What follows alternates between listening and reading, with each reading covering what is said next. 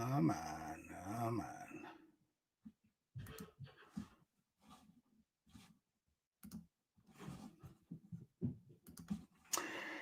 Hello, everyone.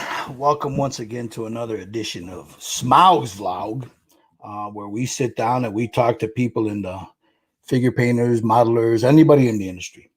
Now, today I got a good guest for a special guest here. Another person whose skills I admire, somebody I've been following for a few years. He's a great figure painter and a good philosopher. So without further ado, I'd like to introduce you all to a good man, a hell of an artist, Kris Belleau, the way of the brush. What's going on, brother? What's happening? What's happening? How you doing, man? How's life treating you today? Pretty good?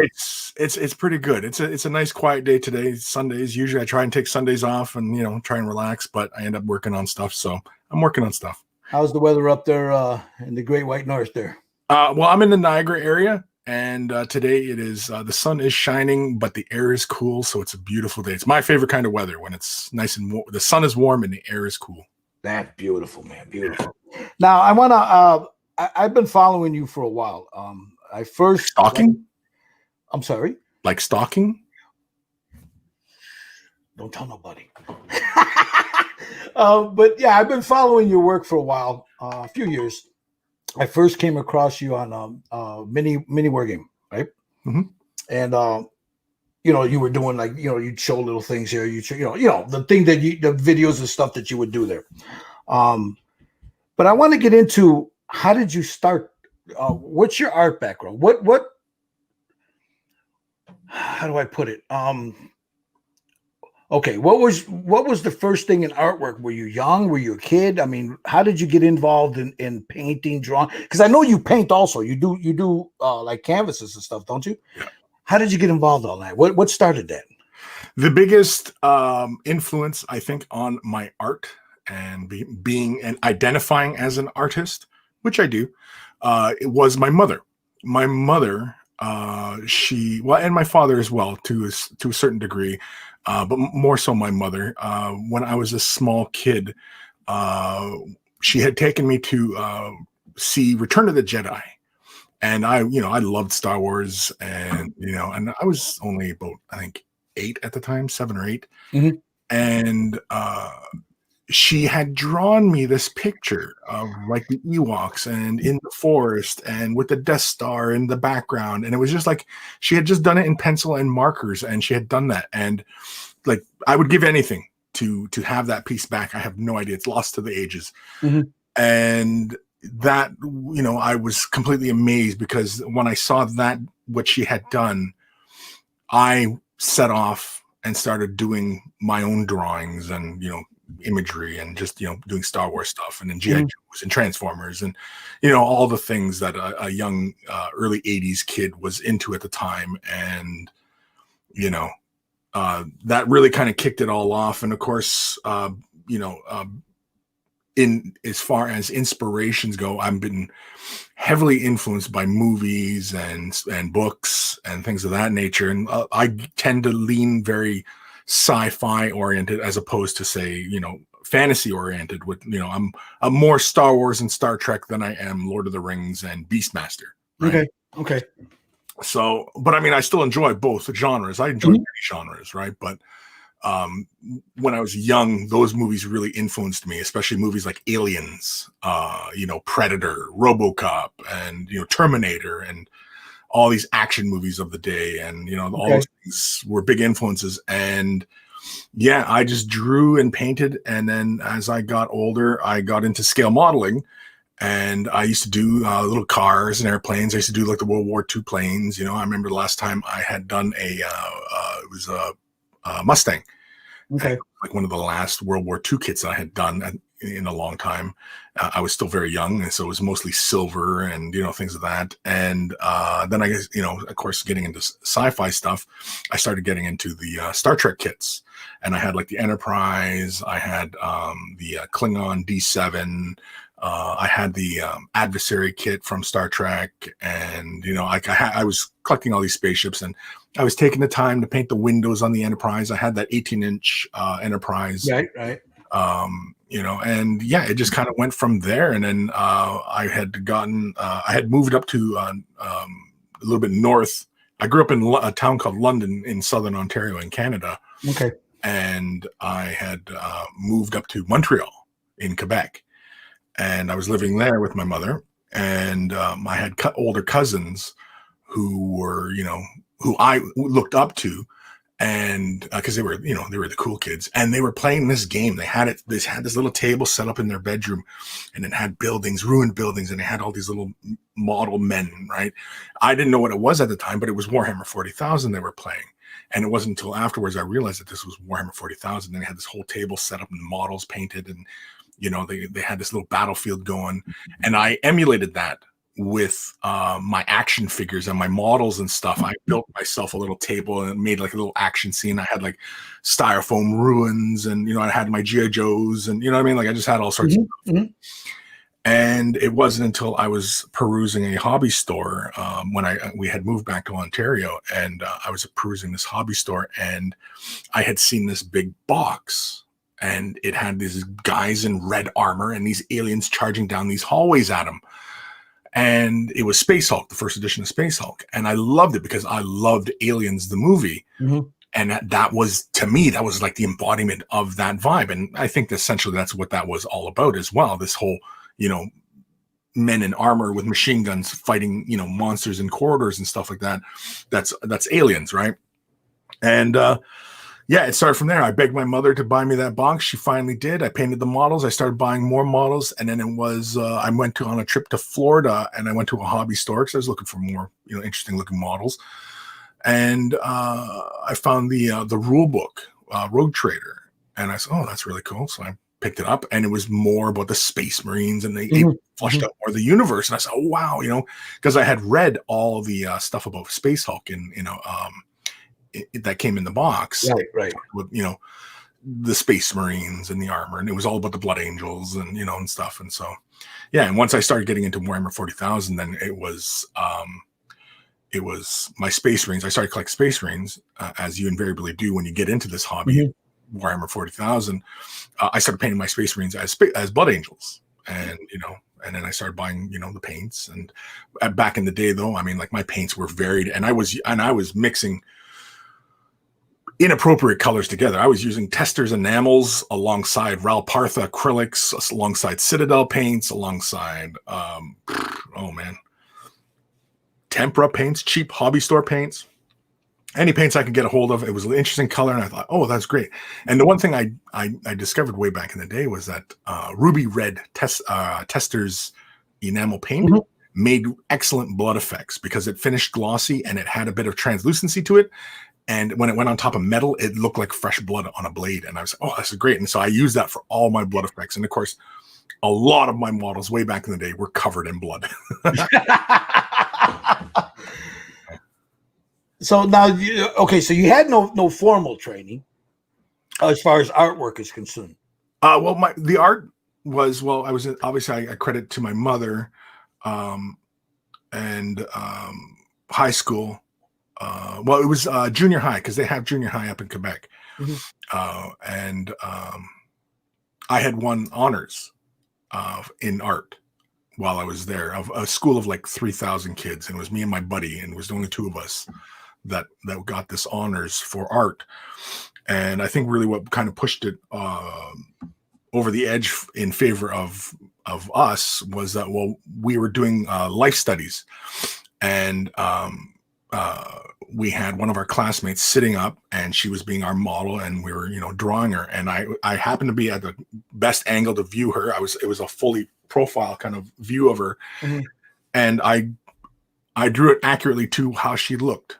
And the teacher was like pressed. The whole class was, up in arms, and, it was really fantastic. Not up in arms, but, everybody was like, yeah, that's really fantastic. And, yeah, from there, my art studies, and of course, you're always getting pressured from your peers and your teachers to keep, pursuing. And so when I finally went to college, I studied art in college. I took fine art. I probably could have went into graphic design, but fine art, I found, gave me a much more rounded perspective on on art because it went over photography, textiles, pottery, painting, drawing. You know what I mean? It was everything, and that was fantastic because like when we had like live models come in and and sit for us, and of course it was nude studies and all that, and it was fantastic. I sometimes I long for those times where I could just have somebody in front of me with like maybe a simple light setup and just sit there and just noodle away on form and exploring these things, and even mastering your stroke and all these things, right? But yeah, I went to college for art. Okay, so you get into the Warhammer now, and you start painting them, and you're mixing all these paints, and tell me a little bit about your evolution on that. How you learned how to mix your right paints, what with this, what didn't go with that. Because I talk to a lot of people like that. They hear a lot of, see, nowadays with the echo chamber that we got here, everybody has an opinion on what to use, and how to use it, and et cetera, et cetera. And a lot of times you see a lot of false information there. Mm-hmm. So a lot of times, I mean, like with an airbrush, but we'll get into that in a minute. What was your evolution into your paints? I mean, well, my biggest evolution was just making a lot of mistakes. Mm-hmm. And, ever since I was young, I was just playing with whatever. And, I was really the big facilitator for exploring into other paint lines and stuff like that was, well, I was doing my armies and I didn't have the right shade of blue, but this other paint line had the shade that kind of fit in between it. And so I said, okay, well, I'll try that out, and playing with how the paints work. And then, of course, as you start developing your mastery over your materials, you start to discover like water-based acrylics. They're all pretty much the same. Mm-hmm. And you only start to spot nuances when you start working with more nuance, and that's really when you are glazing and you're breaking the color way down into really, really thin glazes, and you're using mediums instead of water or anything like that. And yeah, it's just really that was really it. It was just experimenting, playing. These are the things that I still stand by today. I recommend to people, just simply play with the paint. Don't be caught up in these are the best paints versus these dropper style bottles versus paint pots versus water-based acrylics versus, what I mean? Like, just all these differences. It doesn't matter. Those being blocked in by those kind of perspectives, like little horse blinders, are just going to narrow your vision, and you're not going to take in the full spectrum of everything that's available to you. And you're going to have a very narrow view of what painting is and what this hobby is, versus being open to everything and, again, seeing the limitless possibilities of anything and everything that you can create. Exactly. I go through that with people with an airbrush. They tell me, you got people say they're aircraft modelers, and they love lacquer, which lacquer shoots beautiful out of an airbrush. Beautiful. Yes. But they say you cannot shoot Vallejo through an airbrush. And I'm like, dude, I do it all the time. Yes. Oh, it plugs up your airbrush. So does lacquer. I mean, when you're introducing air to a medium, it dries. Yeah. Not as quickly, but it dries. And I hear this all the time, and I get these questions all the time from people. Now, with a brush, I'm not as proficient with a traditional paintbrush as, say, you or a James or a Lynn or other people, but I'm getting there. I'm getting, I got big mitts and a heavy hand, and you're putting the paint down there, and then you're trying to get rid of the paint, the strokes and all that. Yeah. I usually just grab an airbrush, and I don't care how small it is, it's, because I like the smooth texture. But you have to use a paintbrush sooner or later. Yes, definitely. So I have these people tell me, well, you can't, acrylics are garbage. And I tell them, well, maybe in your experience, but just about everybody I know uses them, and they use them to a beautiful effect. What would you say to people that, that's what you're talking about, that tunnel vision, it has to be lacquer or. Yes, I'm disturbed by their lack of faith. Mm-hmm. And I think their own bot's fucking crazy, man, to be honest with you. But well, because I mean, anything can move through that airbrush. Water-based acrylics, and then when they say acrylics, I mean, there's two different kinds of acrylics. Exactly. Right. So what acrylics are we talking about? Are we talking about like Tamiya, or are we talking about like Citadel? Right. Yeah, they're talking like Vallejo water, the water-based stuff, Yeah, the water-based acrylics, and I mean Citadel, right out of the paint pot. It's a heavy-bodied paint. And you just turn the PSI up, and I use Patriots, like a Patriot 105 all the time. I use nothing but Badger brushes, but that's not to say the other brands aren't good. It's just the brand I happen to use. Mm-hmm. And regular Citadel paints will move right through that brush with no mediums or water or anything. It'll move through that brush just fine. Mm-hmm. So, my biggest thing all the time, and this is the catchphrase here is take care of your brushes and they'll take care of you. And it's very true of your airbrush as well, because it is a brush, it is a tool, and really what that means is that you take care of your equipment, and your equipment will be there when you need it. And so an airbrush, I mean,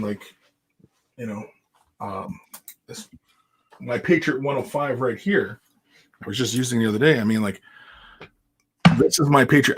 This is the first airbrush that I've started to use. Okay.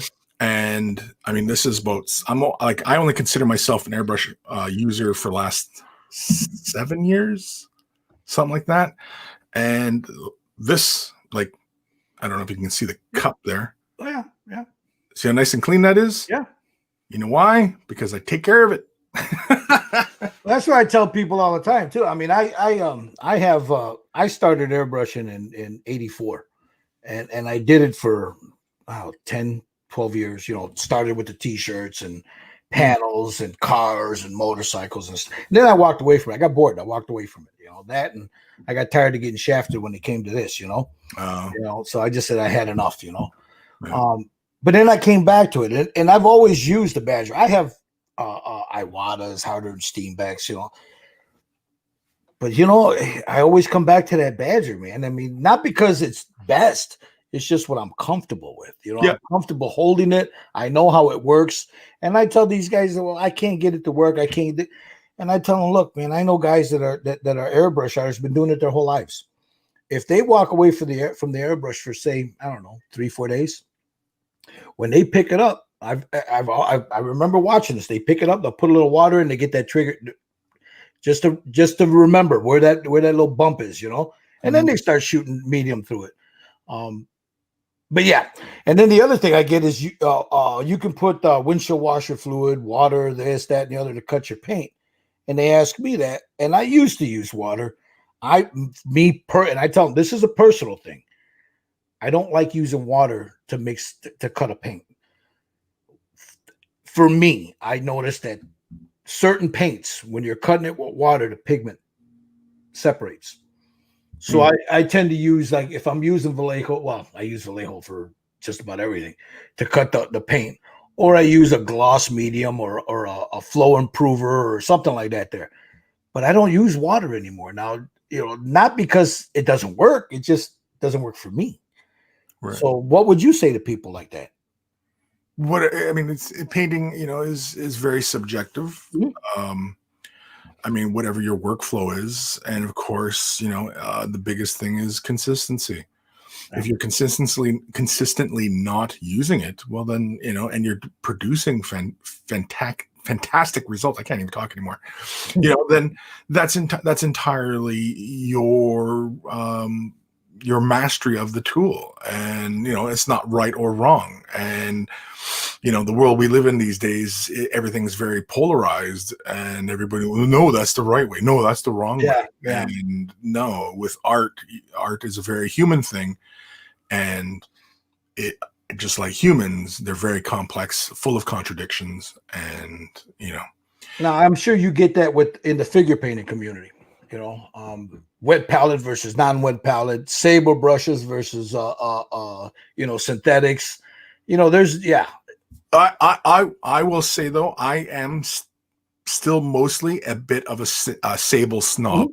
Yeah, I love them, but only because I have yet to encounter a synthetic that can provide the nuanced draw that a sable hair can do versus, but I mean, like if you're just base coating, yeah, there's no difference between a sable brush and a synthetic brush. Mm-hmm.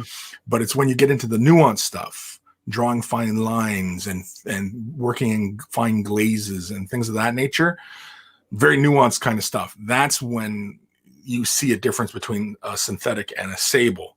Synthetics also, I use them for regular acrylics and lacquer-based paints and alcohol-based paints and stuff like that. So both kinds of brushes get use in my arsenal.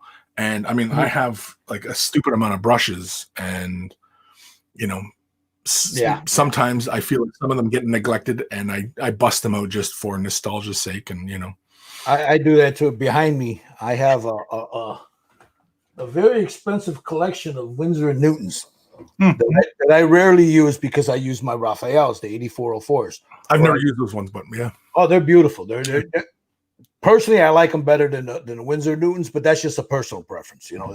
They work the same. It's just a personal preference. I like the length of them, the way they're shaped more, and the way the way they snap back, better. Same thing with the Broken Toads. I've got a never used those ones either. They're not bad. I mean, they're not Winsor Newtons, but they're not bad. They're pretty good. I mean, I'll be honest with you, I abuse the snot out of these damn things, and I still have them. I've got a set here that they've gone through everything from lacquer to acrylic to you name it. And once I clean them off and reshape them and let them dry, they're good to go. Yeah, well, and that's the big part too, is with sables, and people go on about, like any natural haired brush, no matter what it is, hog hair or, squirrel, horse, whatever, or sable. If you're not cleaning the brush and taking care of it, it's not going to last long. Yeah. And also, there's also other stuff involved with, good brush care that has nothing to do with cleaning it or what paints you use. Right. But also how you use it. And those are also nuanced kind of things. But I mean, people who've been, listening to me yammer on about stuff, they have a pretty good idea on what, kind of best practices are for maintaining your tools, because there are a lot of people out there with limited resources who don't have the money to drop every other week on sable haired brushes, like even the Citadel brushes. People talk about how expensive they are, and yes, they are expensive, but you also have to consider the infrastructure involved with Citadel moving those brushes and paints all over the world, right? Versus, in these smaller companies who don't have that infrastructure, and they say, well, why does this brush cost this much? Well, because it's got to pay for, the shipping lanes and having the distribution that they have. Like, there's an infrastructure there. That's what you're paying for. And because you can find Citadel products anywhere. Exactly. On any Vallejo. And Vallejo is like the number 2 as far as paints are concerned, right? Some would argue number 1, but they're number 2. And not everybody carries Vallejo. And especially like for me in Canada, I mean, I can count on one hand anybody in my area who's carrying Vallejo paints. Yeah, I love Citadel paints. I mean, they're fine. I love the colors. I love the texture of them. They're just nice. I hate those damn pots though, man. Them goddamn pots, man. I always get paint on my hands from closing those things. Well, you gotta maintain those too. Yeah, I know. You got to wipe them down and all that, So but you got to clean up in behind the cap and everything like that. But I mean, droppers are the same way. Yeah, because paint builds up on that lip. And lately I've been finding that a lot of my dropper style bottles, the nozzle is drying to the cap and pulling the nozzle out when I take the cap off. Yeah, I've got a few of them that have done that. Yeah, you know what I mean. So like, when people go on about dropper versus paint pot, I roll my eyes because it's ridiculous. And both are. There's no good solutions. Is there a perfect solution out there? Unlikely. Yeah. Is there a brush that is the ultimate brush? Unlikely. Is there an ultimate paint line out there? Unlikely. And because of the wide variety of ways in which we can use pigment on a surface, we're always going to have these wide, variables. There's, you know what I mean? Like, there's no one path to an end goal to completing a paint job on a model, right? Painting black. There's many ways to paint black. Yeah. Right. And so if there's many ways to accomplish that one color, then why would we be limited to what materials we could use and what techniques we can use and what brushes? And you know what I mean? Like, it's so varied. It's so varied. And that's the fun part. Yeah. The same thing would be, I would imagine, with a wet palette. I don't think I've ever seen you use a wet palette. You do like I do. You use a glass. I mean, I've never, when you're doing your videos, it's always on a glass surface. Yeah. The last time I was doing, because I do another show on Twitch, getting projects done. I was doing a model, and I had my wet palette out because I was doing color blends and I was glazing, and and I was just having fun with the model. And I use a wet palette. I've been using a wet palette for many, many years, and up until when I started using a wet palette, man, I was like, it was one of those eureka type moments where it's just kind of, where has this been all my life? Yeah. And I never used one in college. If anything, because any of the acrylic work that we did, which was not all that often, because most of the time, like me personally, my personal favorite medium is oils. I work in oil, and I've never really needed a wet palette. And when I was doing my oil paints, I had a big piece of glass as well, and I throw my oil paints down and I'd work from there. And you know what I mean? And it wasn't until I was, really kind of getting into the nuances of miniature painting and working with water-based acrylics that I wanted a wet palette, because it preserved the paint longer. But that's really just about it. That's the only benefit of it. Do you paint any miniatures in oils? Not often, other than like using it like a wash, pin washing or anything like that, or weathering, or anything like that. But as far as beginning to end working entirely within oils, no, not really. I don't. I'll do it for demonstrative purposes, but I don't on average work in that way.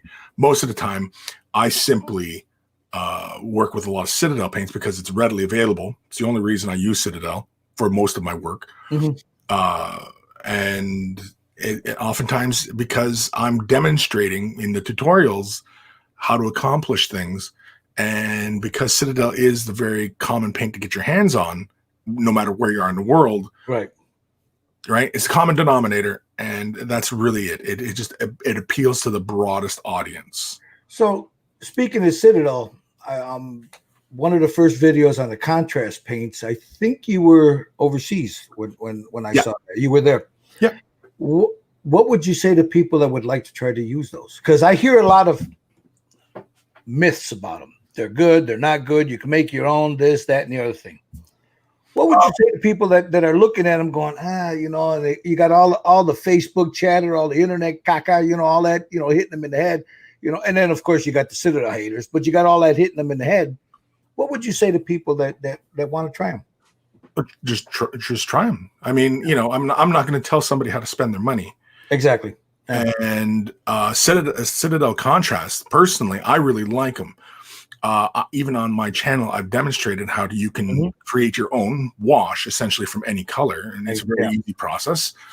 But the difference being with Citadel contrast is that those are a transparent pigment and not an opaque pigment, and oftentimes we're working with opaque colors. The closest approximation I would think would be like the clear colors from Forge World, Minotaur, not even Tamiya. I'm trying to think of some other water-based acrylics that are transparencies.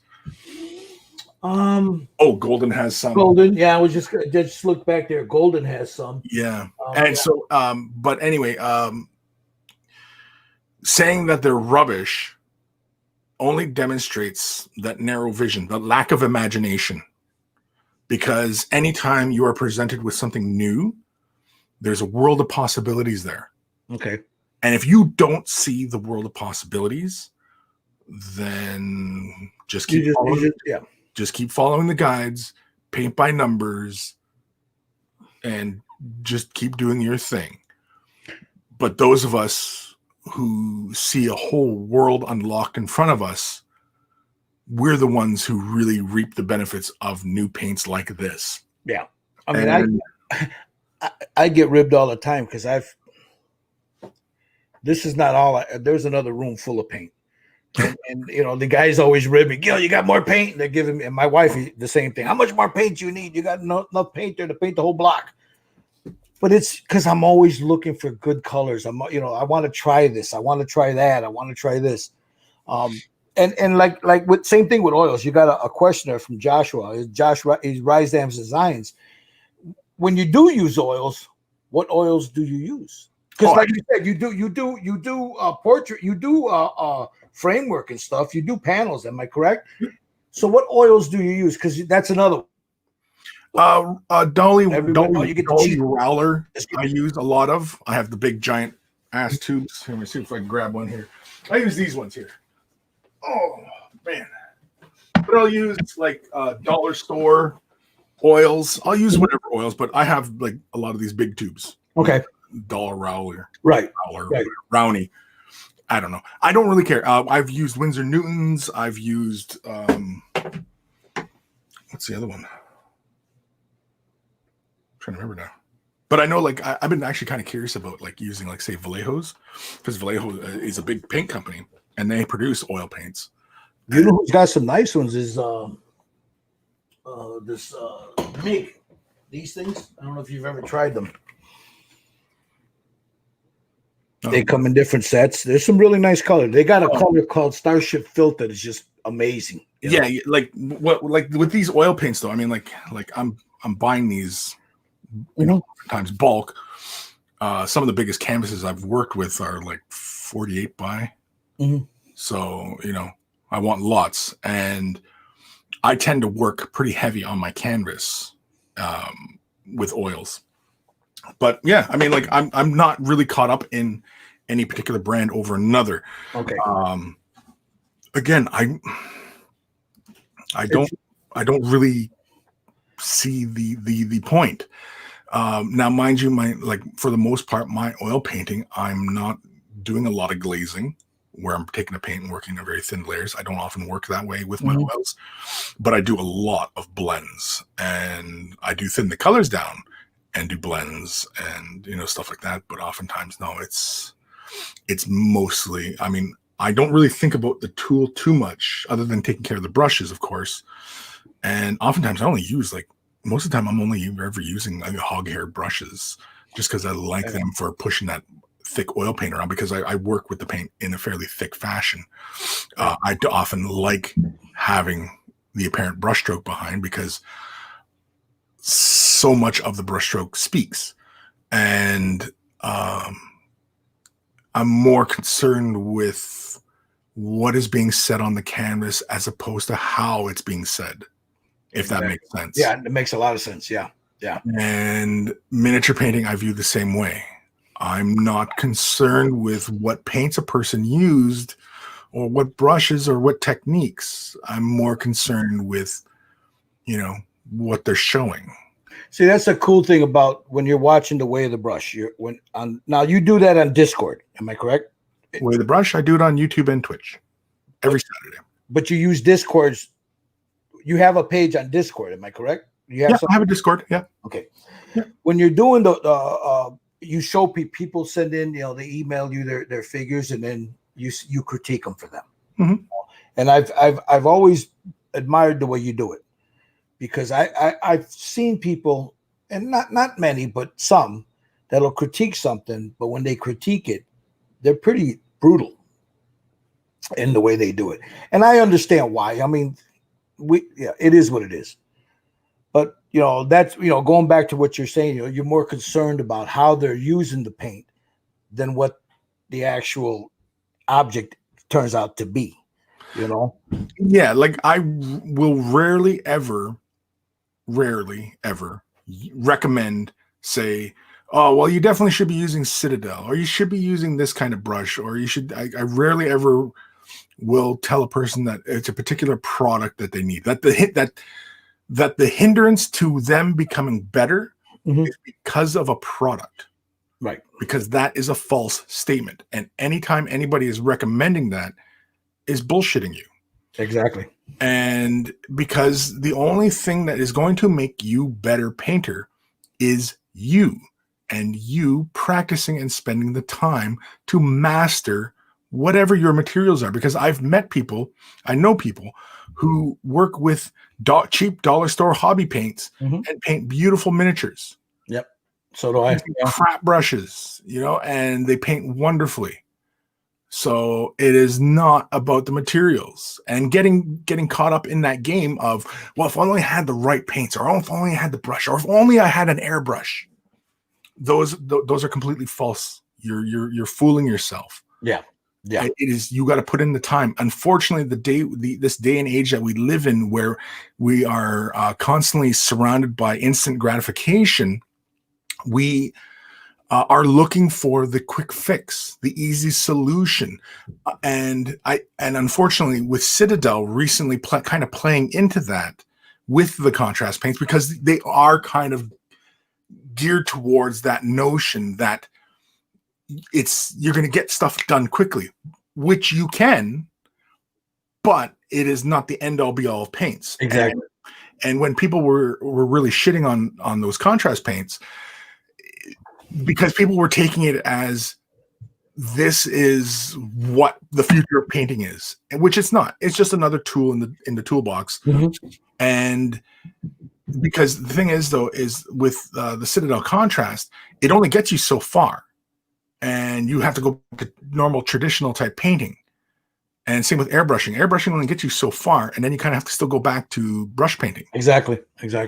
And so everything good, having good strong fundamentals in traditional acrylic or even just regular paint, is good, because basically to paint effectively within using the Citadel contrast, you kind of you have to switch color theory. In normal miniature painting, we use the traditional color wheel, right, where the primary colors are red, blue, yellow. Red, blue, yellow. Yeah. Yeah, I still keep one. I know them, but I still keep one on my desk all the time. Yeah, sure. But when you switch to the contrasts, you have to switch color wheels. You have to switch to cyan, magenta, yellow color wheel, because that color theory is what is going to help you explore those colors and how they interact and what it is, how those pigments are being received by your brain, and how you can create new colors and create transition, because essentially with the cyan, magenta, yellow, it's kind of like print, right? And it relies upon the background white, like paper, like a printer, right? A printer is a cyan, magenta, yellow, right. And that's how it runs. And that's kind of like what you got to do with contrast, is you got to adopt a new color wheel to use those transparency. But it applies to what if you're going to paint entirely within transparencies. Again, there's many paint lines that have transparencies, and it only takes a little nudge to make them work like contrast paints. And which is why I think, who was that, Scale 75 just put out a paint line that was like similar to contrast. Although in their videos, it looked more opaque than Citadel. Citadel, you can see it's very transparent, whereas those Scale 75s, they look more murky and opaque. But I don't know how they finish. I've never played with them, and so I don't even know if people have them yet. Johnny's Chop Shop says, Chris, I still love you, but homebros still suck. Homebros.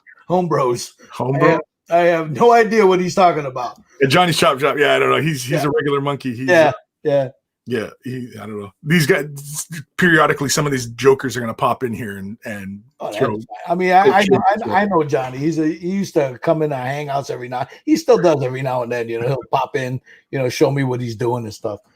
So let's transition to your wargaming. Now, are you primarily? I know better, but because I watch your feed. But for those that don't know, because we're talking Citadel has come up. Are you primarily a 40K player, a Warhammer player? Do you play Malifaux? The old. I don't even still know if they're still doing that. The Malifaux. I mean, I have. That's a good question. I mean, I've got a ton of their figures. I painted maybe 3 of them. I don't know if they're still doing them. So what do you? I guess your juice is flowing with the wargaming stuff. So I don't consider myself solely a miniature painter, and I don't consider myself solely a wargamer. I kind of like to think of myself somewhere close to 0. If we're like a thermometer, okay, and wargamer, painter, right? I'm somewhere in the middle. I'm close to 0. Okay. I like to think anyway.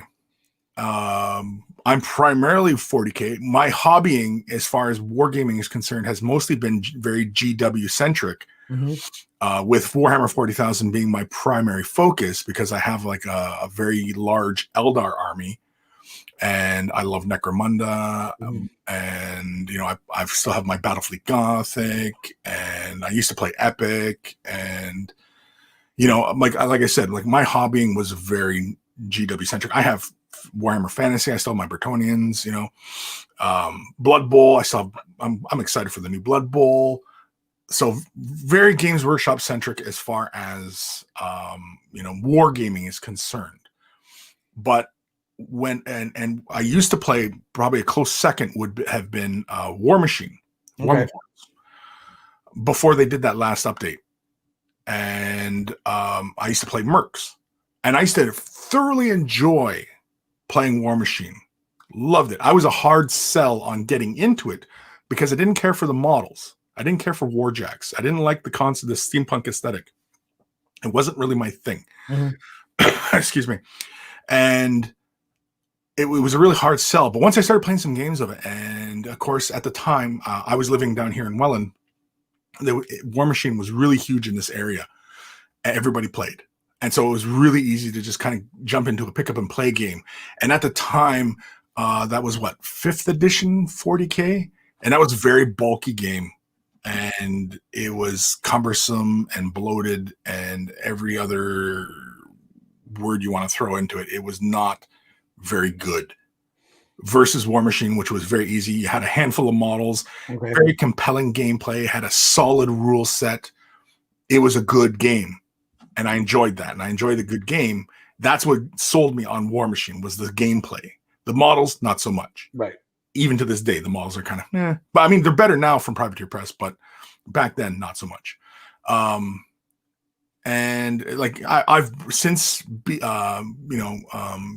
more wargaming in the last decade. Yeah, I've kind of branched off into other games. I've tried other games. Another one like Relic Blade. I like Relic Blade. That's a really tight rule set as well. And the model's a lot of fun. And it's impressive that it's a one-man show who's putting all that together. Okay. And I'm trying to think of some other games here that I'm playing. But I would say probably like 75% of my wargaming, hobbying, time, energy spent thinking about whatever's is very Games Workshop centric. Now, I know you're I don't know if you consider yourself that. You're a commissioned painter. No. You don't do commissions? No, shit, no. So that's a sucker's game. And why would that be? Tell me, brother. Tell me. Okay, well, commission painting is a sucker's game because one, the artists are not respected.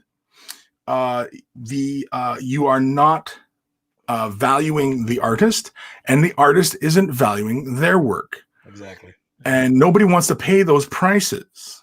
And like, for example, even if you charged minimum wage for a $10 hour paint job, like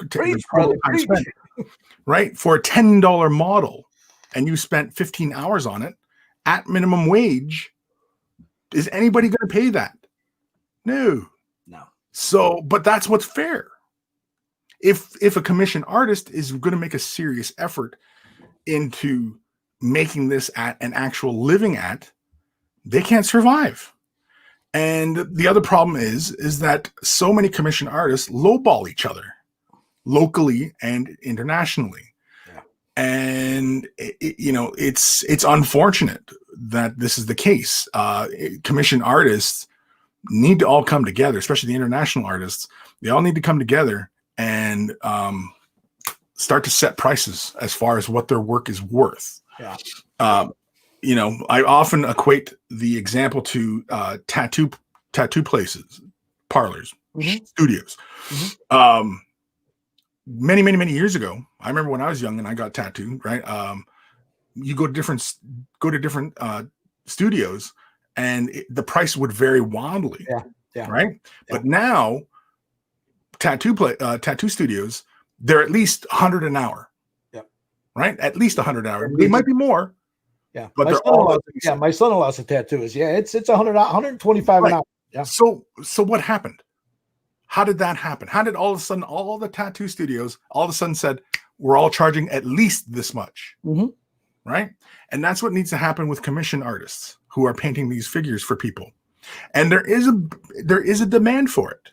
Even though this is a niche within a niche hobby, there is a demand for commission painting. And there's nothing wrong with it. There's nothing wrong with wanting to have your army painted by another person so that you can play and enjoy your game with your opponents and enjoy the beautiful setting that is your army amongst your opponent, who hopefully has their army painted amongst a beautifully created table. And you know what I mean? Like because this hobby is a very visual hobby.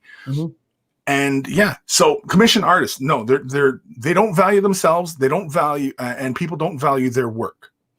Yeah, and I always tell the story. I used to paint I did a lot of them. Those GW Night Titans.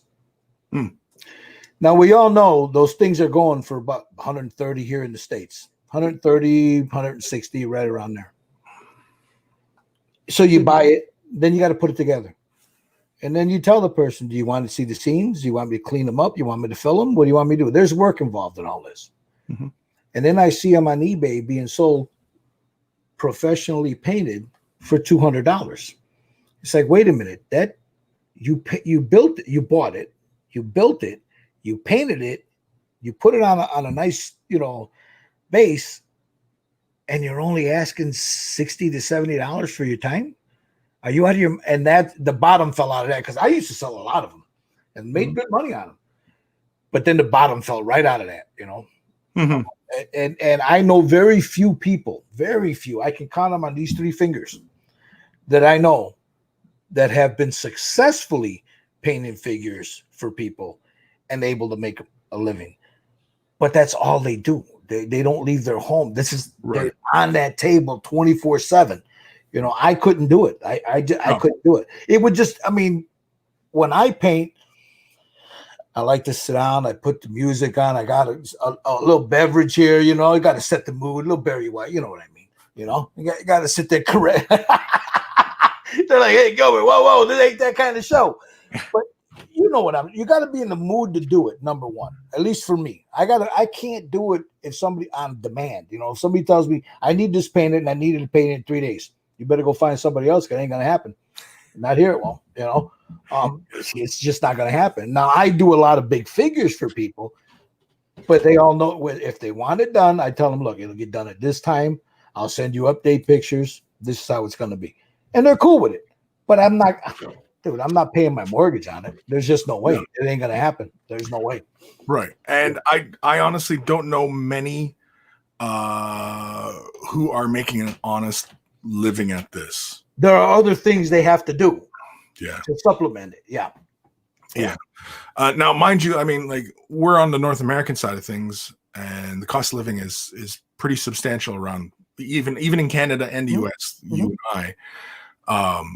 It is a tough game. It's a tough racket to try and be in versus somebody who is in, say, for example, Poland, where their cost of living is less. Yeah. And that's why those studios are so successful right now, is because their cost of living is far less. And they're charging the appropriate amount for what it takes to run a studio. Yeah. Because they're charging what the amounts are, what we would all charge each other. But their back end is far less than what ours would be, as far as affording our rent and our electricity, and like their cost of living is far less there, and that's why they can maintain, because at the exchange rates, the dollars are worth a lot more in their land. Now I want to show here for everybody out there your Way of the Brush. Now, how did this come about? The website? Yeah, that's because, I've always been doing Way the Brush since about 2013, and it's always been a help show for people, ask their questions and get help, as far as this hobby is concerned. And it's not since I've become independent from wargaming that this move was necessary. Because you kind of need a website, right? And It's basically, you know, just kind of the central place where you can find everything that I'm about, as far as, you know, YouTube, social medias, and, you know, everything, right? It's all here. And you know, yeah, that's really about it. It's really just about, you know, now they can. You also do a Twitch show, right? When was your Twitch? What are the times? And they can find it if they go on thewayofthebrush.com. You have the Twitch, that they could find your Twitch right there on yeah. If you go to live streams, you'll see the links for it for anybody who prefers Twitch, because I know there's people out there who prefer Twitch. There's people who prefer YouTube. When I do Way of the Brush, I do it on as a simultaneous cast. When I also do a Twitch show on Fridays, and at the same time as what I do Way the Brush, which is at 12 p.m. Eastern. And that show is Getting Projects Done, where I just basically sit down for like a couple hours and work on my projects and just try and get stuff done. And, you know, yeah, that's the YouTube. Right. Yeah, I do like some battle reports. I haven't gotten it back into the battle reports, as usually I've been playing with Ash, especially for the Necromunda stuff, which I've been having an absolute blast with. But yeah. Also, now, your Way of the Brush, you stream that on YouTube, because I watch it on YouTube. And what's the times for that? So people, if they want to watch it, you know, and they want to become a part of that, you know, and just listen to all the monkeys, you know, because you call them all your monkeys, you know. Well, that's the logo too. The logo is a little monkey right there, little monkey with a mustache. Yeah. It is 12 p.m. Eastern Standard. Right now it'd be what, GMT -5, I believe. Yeah. And yeah, that's every Saturday I stream that, and that's on both at the same time, Twitch and YouTube. I could do it to other platforms as well, like Facebook and stuff like that, but I don't bother. I just, you know, I'm honestly, I'm thinking of leaving Facebook. Yeah, it's you know what, I have a couple of two pages on there. Been there for a few years, and they're pretty. They run themselves. They're pretty good, but you know, you watch other. Yeah, it's just it's getting really crazy there. It's getting. Well, yeah, I mean, this obviously the times we're in, and you know, social media. I only keep my social media as far as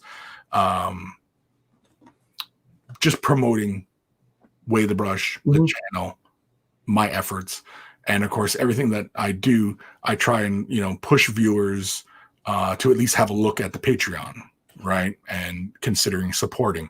But they don't, like, if you want to help me out, I mean, or even you know, they don't even have to help you monetarily. They can just click the thumb up video, the video up, and you're helping me out tremendously, right?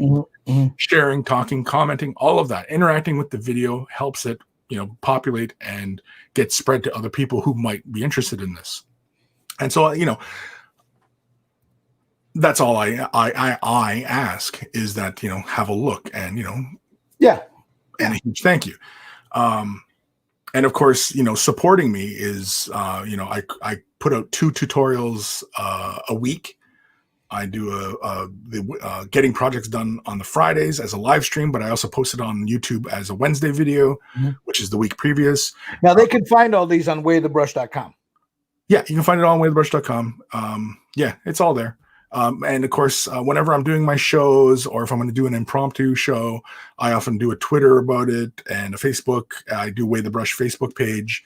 I also do the Instagrams. I mean, like, it's all there. I mean, again, go to wayofthebrush.com. It's all there. Got a comment here from Stan. He says, interesting show, guys. Like the honest, no bullshit approach from Kris. Well, I'm a no bullshit kind of guy. And you know, I'm not about blowing smoke up people's asses. And that's when people ask me serious questions regarding, say, like their paint jobs and stuff. I try to be as constructive as possible, while being critical of what they're showing me. But I also, when I'm being critical of their work, I also bear in mind, though, the possible limitations that they're dealing with at the moment, especially for those who are inexperienced. And it does them no good to just tell them, we'll get good. Yeah. You know, it doesn't do anybody any good. So how are they going to get good?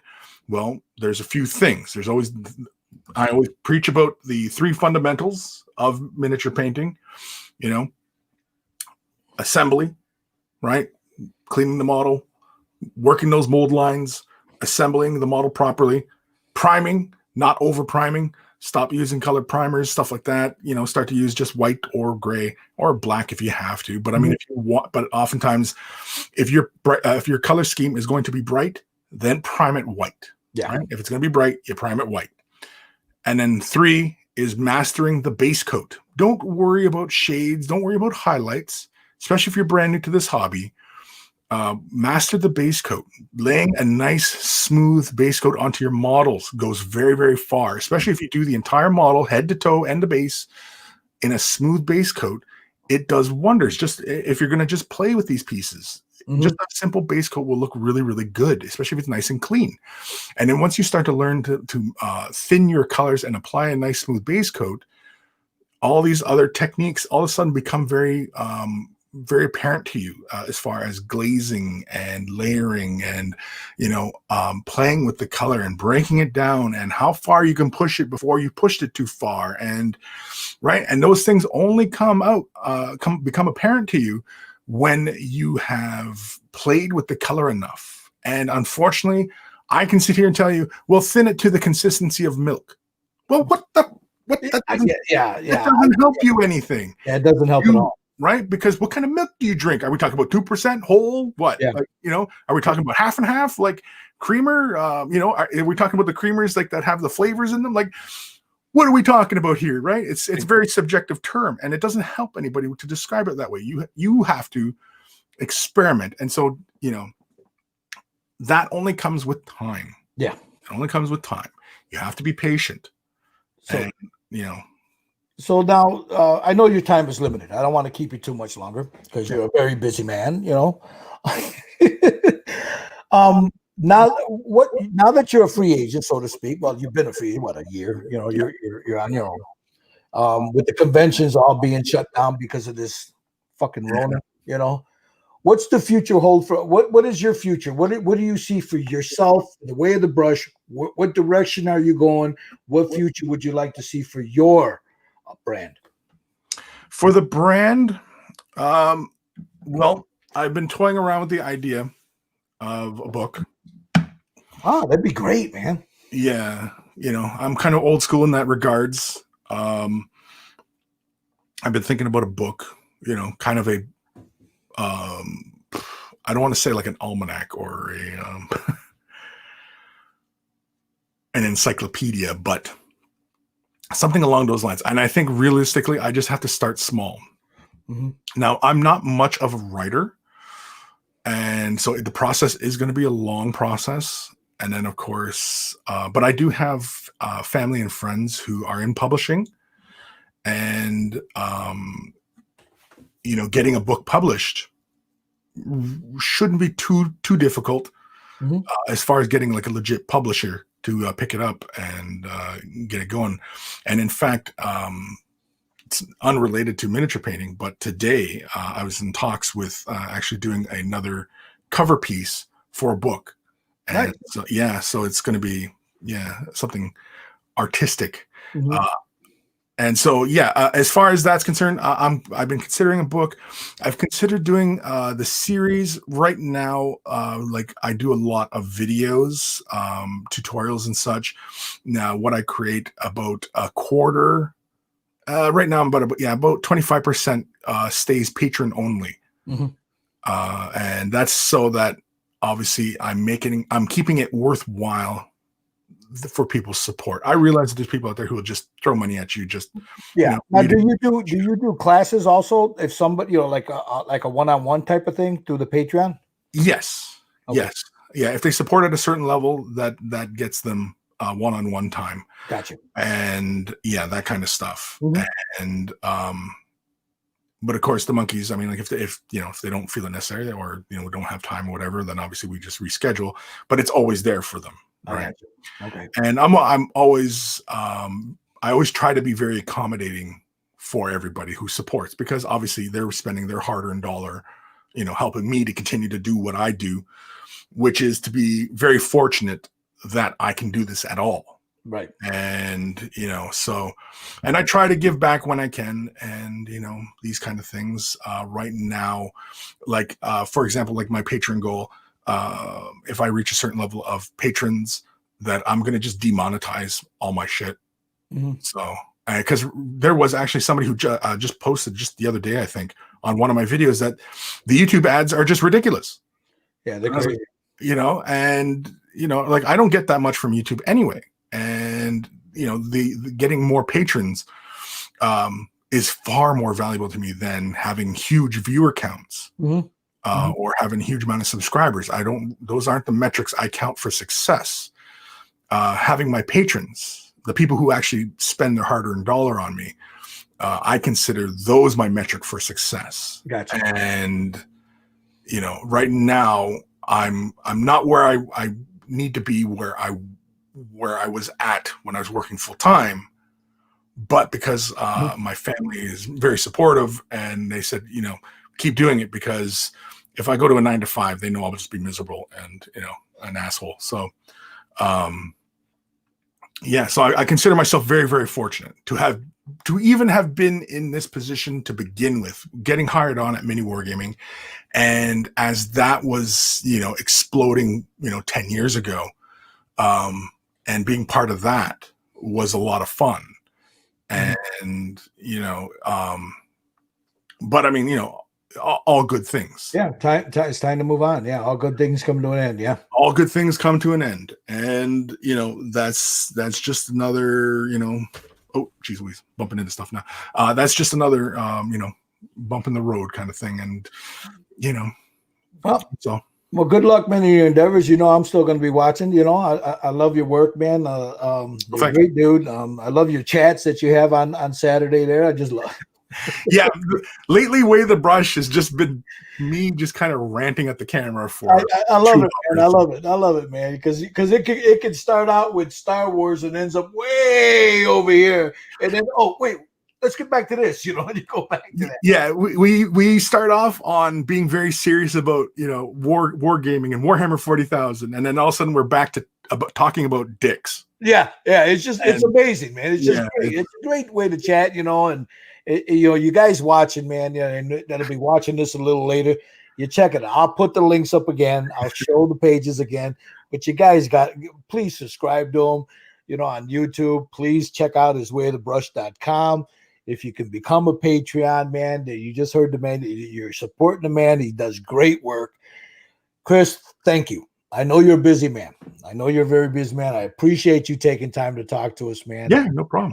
And hopefully when the conventions start up again, we'll see you up at Adepticon. I'll take you down. I'll take you down in the hood, man. Get some good tacos, man. I would love that. Yeah. All right, my brother. You have a good one, man. Peace. Stay well, my friend. You too. Thanks. All right. Bye-bye. All right, folks. There you have it. Again, I'm going to show you real quick his website, which is waythebrush.com. Let me pull it back up here. There it is right there, waythebrush.com. Guys, if you can, if it's, he's also right here. You got the link for the Twitch, everything you need is right there, Monday through Sunday. You got videos here, tutorials, all kinds of really cool stuff. Then you have, he's also got, like I said, a YouTube channel. Let me minimize this. I'll show you the YouTube channel. Please check it out. Like he said, if you got time, if you can, if you can't do the Patreon thing. Oh, wrong one, Gilbert. Wrong one. Sorry about that. Let me pop this out. Let me stop that. I'll show you again his YouTube page. Sorry, guys, I'm flipping around like crazy here, and it's not. My StreamYards is going goofy. I'll share the screen. There it is right there. Kris Belleau, waythebrush.com. Take a moment, man. Subscribe, like. There's some good stuff there. You'll enjoy it, man. All that other stuff. You guys have a good one. Thank you again for spending. I mean, we usually do this on Saturday, but the man couldn't do it on Saturday, so I moved it up to Sunday. Or moved the, because I thought this would be something you guys would enjoy, listening to Kris, because he's a good man, great painter, and like you said, he's got some good tips and tricks. You guys have a great Sunday. Be good to each other. Be kind to your children, brothers and sisters. Leave the drama to the goddamn queens. Build and paint a model. Thank you very much for watching. We'll see you guys next week. Ciao.